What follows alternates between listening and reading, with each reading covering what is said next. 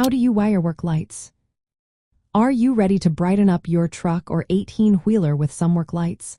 If so, you might be wondering how to wire them correctly. Let's break this down step by step to ensure you get it right.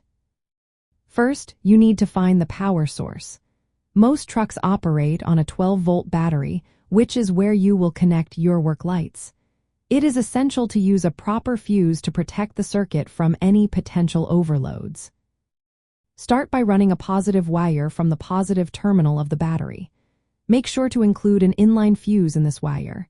This fuse is vital as it will prevent any electrical issues. Next, connect this wire to a relay.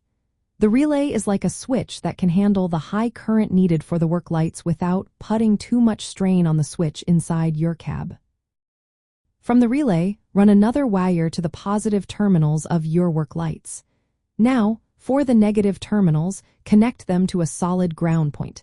This could be on the truck frame or directly to the negative terminal of the battery. A good ground connection is key to ensuring your lights function properly. You will also need to install a switch inside the cab. This switch will control the relay. Connect the switch wire to the relay coil terminal. When you flip the switch, it energizes the relay, allowing the work lights to turn on or off. This setup is great because it keeps the switch handling only a small current, which helps prevent damage. If you plan to install multiple work lights, you can wire them in parallel. This means connecting all the positive wires together and all the negative wires together. By doing this, each light will receive the full voltage it needs to operate effectively. Make sure to use wiring and connectors that can handle the total current draw from all the lights combined.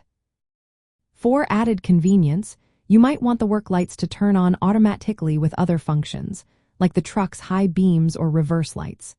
To do this, you can splice the relay trigger wire into those circuits.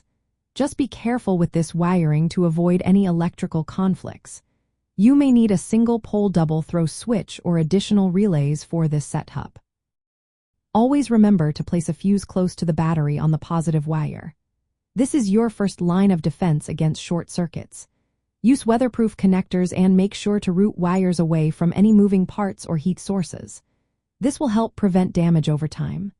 Secure all wiring with clamps or ties to avoid wear-from vibrations, especially since trucks and 18-wheelers are constantly on the move. Wiring work lights on your truck or 18-wheeler involves connecting power from the battery through a relay, controlling it with a switch, and ensuring proper grounding. This method gives you reliable control over your auxiliary lighting, making it easier to work in low light conditions.